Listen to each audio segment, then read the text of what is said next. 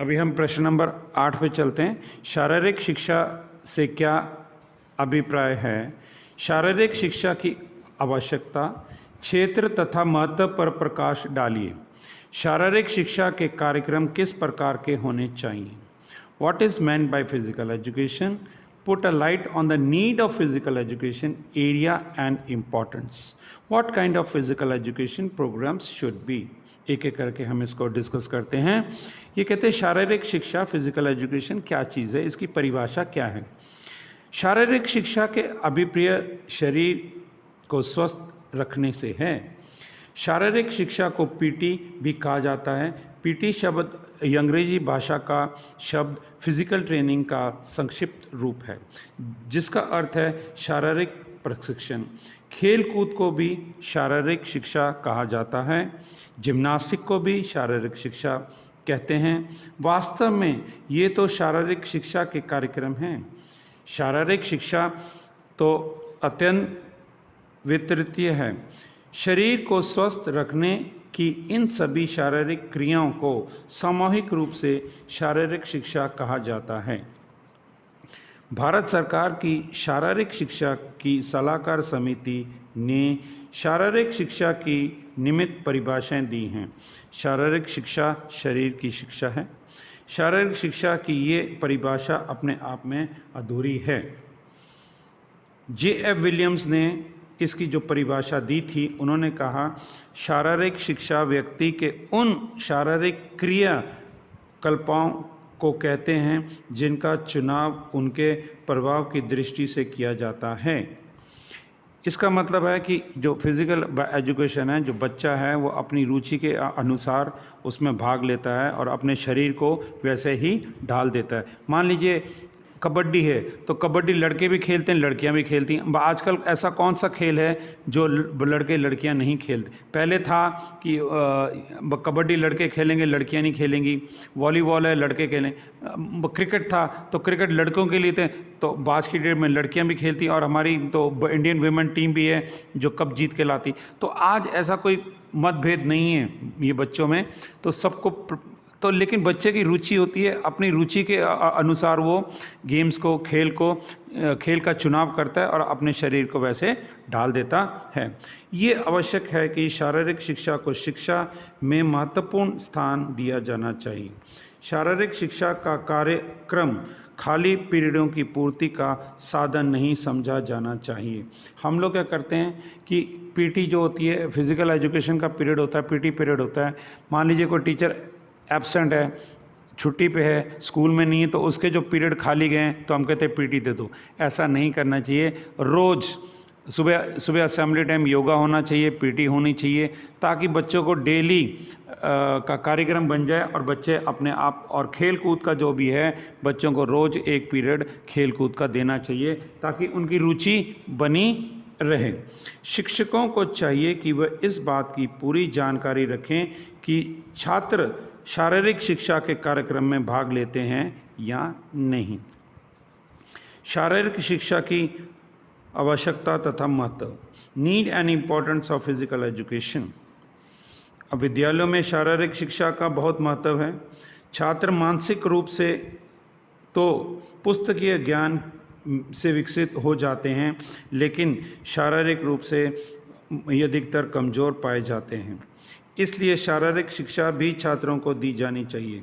छात्रों का सर्वांगीण विकास तभी है जब वे शारीरिक रूप से भी विकसित हों।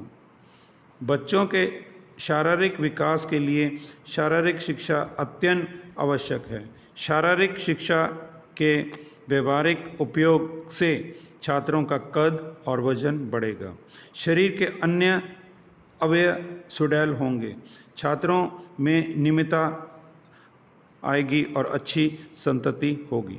स्वस्थ बच्चे राष्ट्र की उन्नति में सहयोगी हैं। अब अगर बच्चे का शारीरिक कमज़ोर है, शरीर कमज़ोर है, शारीरिक रूप से वो कमज़ोर है, तो वो क्या करेगा? उसका जो मानसिक है वो भी कमज़ोर रहेगा और वो फुर्तीला नहीं होगा, ढीला ढाला सा होगा। तो वो क्या पढ़ेगा और स्कूल में क्या कार्य वो ये करेगा? तो स्वस्थ रहने के लिए हमें बच्चों को कंपलसरी करना चाहिए कि वो इनमें खेल कूद में भाग लें और अपने शरीर और मस्तिष्क को स्वस्थ रखें। शारीरिक शिक्षा के कार्यक्रमों में छात्रों का मनोरंजन भी होता है। जब वो आपस में खेलते हैं, एक दूसरे को कोई भी खो खो हुआ, कबड्डी हुआ, जब आपस में टीम बना के खेलते हैं, जीतते हैं, तो उनको खुशी मिलती है। जो भी टीम जीतती है उनको खुशी मिलती है। और जो देख रहे होते हैं, दूसरे बच्चे जो भाग नहीं लेते हैं, दूसरी क्लास वाले बैठे होते हैं, उनका मनोरंजन होता है कि दो टीमें खेल रही हैं, वो कैसे खेलते हैं, कैसे ये एक दूसरे से वो जीतते हैं। तो बाकियों के लिए वो ये मनोरंजन होता है। विभिन्न प्रकार के खेल कूदों से शरीर का विकास तो होता ही है, साथ ही बच्चों का मनोरंजन भी होता है। आजकल शारीरिक श्रम बहुत कम हो गया है। आजकल फिज़िकल एक्टिविटीज़ ये बहुत कम है क्योंकि मशीनीकरण आ गया है। मशीनों के कारण व्यक्ति शारीरिक परिश्रम नहीं कर पाता है। जैसे पहले जो औरतें थी घर में आटा चक्की से ये पीसती थी, आजकल आटा भी रेडीमेड आ गया, या घर में चक्कियाँ जो वो ऑटोमेटिक आ गई हैं। पहले औरतें जो कपड़े थे वो खुद धोती थी थापी से, आजकल वॉशिंग मशीन आ गई। तो आजकल फिज़िकल एक्टिविटी सबकी बहुत कम हो गई है। बच्चा पहले साइकिल पे आता था, पैदल आता था, साइकिल पे स्कूल आता था, आजकल उन पर स्कूटी है, वैन है, बस है। तो आजकल जो फिज़िकल एक्टिविटीज़ हैं सबकी कम हो गई हैं, जिनसे वे स्वास्थ्य की दृष्टि से भी पिछड़ा रहने लगा है। श्रम की क्षतिपूर्ति शारीरिक व्यायामों से ही की जा सकती है। इन सभी बातों को ध्यान में रखते हुए स्कूलों में शारीरिक शिक्षा और भी आवश्यक हो जाती है, तो हमें इसे कंपलसरी करना चाहिए। शारीरिक शिक्षा का क्षेत्र, एरिया ऑफ फिजिकल एजुकेशन, स्वस्थ रहने के वे सभी उपाय जो व्यक्ति करता है शारीरिक शिक्षा के क्षेत्र में अंतर्गत आते हैं, जैसे वॉलीबॉल है, फुटबॉल है, टेनिस, क्रिकेट, बैडमिंटन, बॉक्सिंग, कुश्ती आदि। इसके अतिरिक्त सभी प्रकार के नृत्य भी इसके अंतर्गत रखे जा सकते हैं। जल में तैरना तथा नाव चलाना भी इसके अंतर्गत भी आते हैं। शिविर लगाकर विभिन्न प्रकार के कार्य बनाना भी शिक्षा का अंग है। शारीरिक शिक्षा के अंतर्गत बहुत से कार्य आ जाते हैं, उन सबको प्रयोग में नहीं लाया जा सकता, इसलिए छात्रों की रुचि को ध्यान में रखते हुए उन्हें वे ही कार्य दिए जाने चाहिए जिससे उनका स्वास्थ्य में भी वृद्धि हो सके। अब एम्स ऑफ फिजिकल एजुकेशन, शारीरिक शिक्षा के उद्देश्य क्या हैं? शारीरिक शिक्षा के उद्देश्यों की जानकारी भी अत्यंत महत्वपूर्ण है।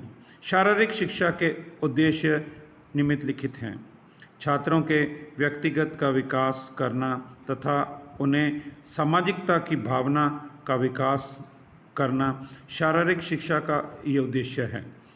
दूसरा पॉइंट, छात्रों को शारीरिक शिक्षा देने का उद्देश्य छात्रों के शरीर का पूर्ण विकास करना है, शरीर को सुंदर तथा सुडौल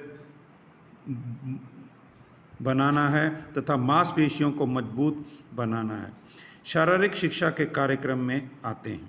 तीसरा पॉइंट, छात्रों का मनोरंजन करना है और खेल कूद की भावना भरना शारीरिक शिक्षा द्वारा किया जा सकता है।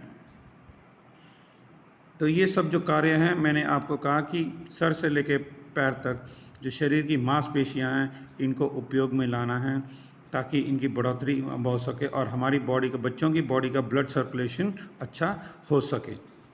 अब कहता है, आखिरी पॉइंट है, कहता है शारीरिक शिक्षा के कार्यक्रम, प्रोग्राम्स ऑफ फिजिकल एजुकेशन। शारीरिक शिक्षा के कार्यक्रमों में छात्र और छात्राओं के कार्यक्रम में अंतर होना चाहिए। शारीरिक शिक्षा के कार्यक्रम ऐसे होने चाहिए जिससे कमज़ोर छात्रों के स्वास्थ्य में सुधार हो। ये कार्यक्रम छात्रों की आयु के अनुसार बनाना जाना चाहिए।